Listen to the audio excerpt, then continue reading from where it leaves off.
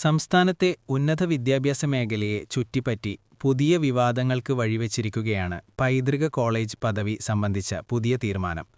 നൂറ്റാണ്ടുകൾ പഴക്കമുള്ള സർക്കാർ കോളേജുകളോടൊപ്പം തൃശൂരിലെ കേരളവർമ്മ കോളേജിനെ പൈതൃക കോളേജ് പട്ടികയിൽ ഉൾപ്പെടുത്തിയതിൽ ഗുരുതരമായ സ്വജനപക്ഷപാതമുണ്ടായെന്നാരോപിച്ച് രംഗത്തെത്തിയിരിക്കുകയാണ് സേവ് യൂണിവേഴ്സിറ്റി ക്യാമ്പയിൻ കമ്മിറ്റി. ഉന്നത വിദ്യാഭ്യാസ മന്ത്രി ആർ. ബിന്ദു അധ്യാപികയായും പ്രിൻസിപ്പലായും സേവനമനുഷ്ഠിച്ച കോളേജിന് സർക്കാർ പ്രത്യേക പരിഗണന നൽകിയതായാണ് പ്രധാന ആരോപണം ഉയരുന്നത്. സംസ്ഥാന സർക്കാർ അടുത്തിടെ പൈതൃക സംരക്ഷണത്തിനും അടിസ്ഥാന സൗകര്യ വികസനത്തിനുമായി ചില പ്രമുഖ കോളേജുകൾക്ക് പ്രത്യേക ധനസഹായം അനുവദിച്ചിരുന്നു. ഓരോ കോളേജിനും 30 കോടി രൂപ വീതമാണ് സർക്കാർ അനുവദിച്ചിരിക്കുന്നത്.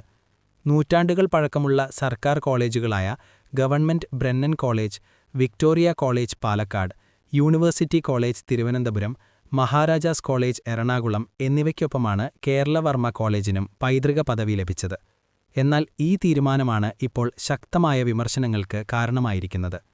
സേവ് യൂണിവേഴ്സിറ്റി ക്യാമ്പയിൻ കമ്മിറ്റി ചൂണ്ടിക്കാണിക്കുന്നത് കേരളവർമ്മ കോളേജ് സ്ഥാപിതമായത് 1947-ലാണെന്നതാണ്.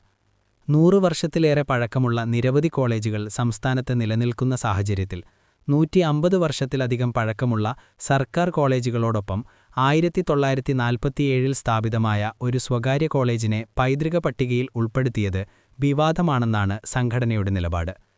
പ്രത്യേകിച്ച് സർക്കാർ കോളേജുകൾക്കൊപ്പം സ്വകാര്യ കോളേജുകളെ ഉൾപ്പെടുത്താനുള്ള വ്യവസ്ഥയുണ്ടോ എന്നതും ചോദ്യം ചെയ്യപ്പെടുന്നു. സ്വകാര്യ കോളേജുകളെയും പൈതൃക പട്ടികയിൽ ഉൾപ്പെടുത്തുന്നുവെങ്കിൽ ആദ്യം പരിഗണിക്കപ്പെടേണ്ടത് 2 നൂറ്റാണ്ടിലേറെ പഴക്കമുള്ള CMS കോളേജ് കോട്ടയം പോലുള്ള സ്ഥാപനങ്ങളാണെന്ന് സംഘടന ചൂണ്ടിക്കാട്ടുന്നു. കൂടാതെ 100 വർഷത്തിലധികം പഴക്കമുള്ള Saint Thomas college Thrissur, union Christian college Aluva, SB college Changanassery എന്നീ പ്രമുഖ വിദ്യാഭ്യാസ സ്ഥാപനങ്ങളെയും പരിഗണിക്കാതെയാണ് കേരളവർമ്മ കോളേജിന് പൈതൃക പദവി നൽകിയതെന്നാണ് വിമർശനമുയരുന്നത്. പൈതൃക കോളേജുകൾക്ക് അനുവദിക്കുന്ന ധനസഹായം സംബന്ധിച്ചും സംഘടന ചോദ്യങ്ങൾ ഉയർത്തുന്നുണ്ട്.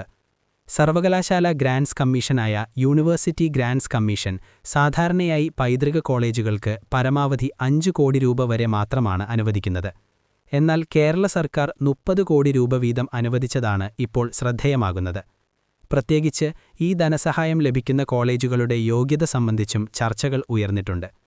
കേരളവർമ്മ കോളേജിന് ദേശീയ തലത്തിലുള്ള അക്രഡിറ്റേഷൻ സംവിധാനമായ നാഷണൽ അസസ്മെന്റ് ആൻഡ് അക്രഡിറ്റേഷൻ കൗൺസിലിന്റെ അംഗീകാരമില്ലെന്നും സംഘടന ആരോപിക്കുന്നു.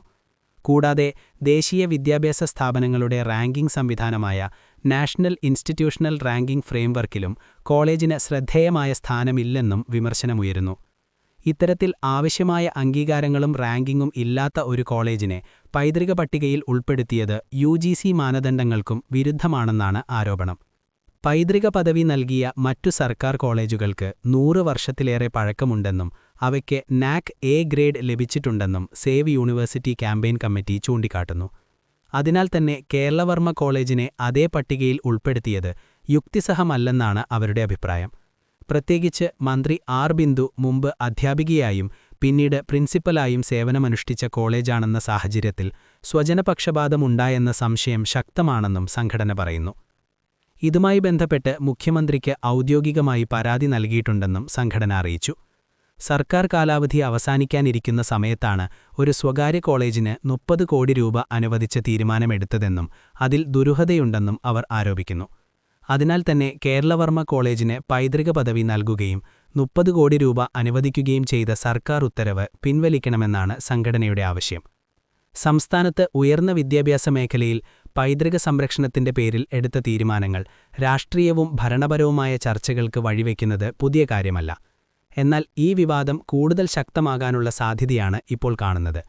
സർക്കാർ കോളേജുകളും സ്വകാര്യ കോളേജുകളും തമ്മിലുള്ള പരിഗണനാ മാനദണ്ഡങ്ങൾ എന്താണെന്നും പൈതൃക പദവി നൽകാനുള്ള അടിസ്ഥാനങ്ങൾ എന്തൊക്കെയാണെന്നും ഇപ്പോൾ കൂടുതൽ ചർച്ച ചെയ്യപ്പെടുന്ന വിഷയങ്ങളായി മാറിയിരിക്കുന്നു. സർക്കാർ ഇതുവരെ ഈ ആരോപണങ്ങൾക്ക് വിശദമായ മറുപടി നൽകിയിട്ടില്ല. എന്നാൽ സേവ് യൂണിവേഴ്സിറ്റി ക്യാമ്പയിൻ കമ്മിറ്റി നൽകിയ പരാതിയുടെ അടിസ്ഥാനത്തിൽ വിഷയത്തിൽ കൂടുതൽ വിശദീകരണം ആവശ്യപ്പെടാനുള്ള സാധ്യതയും രാഷ്ട്രീയ വൃത്തങ്ങളിൽ ചർച്ചയാകുന്നുണ്ട്.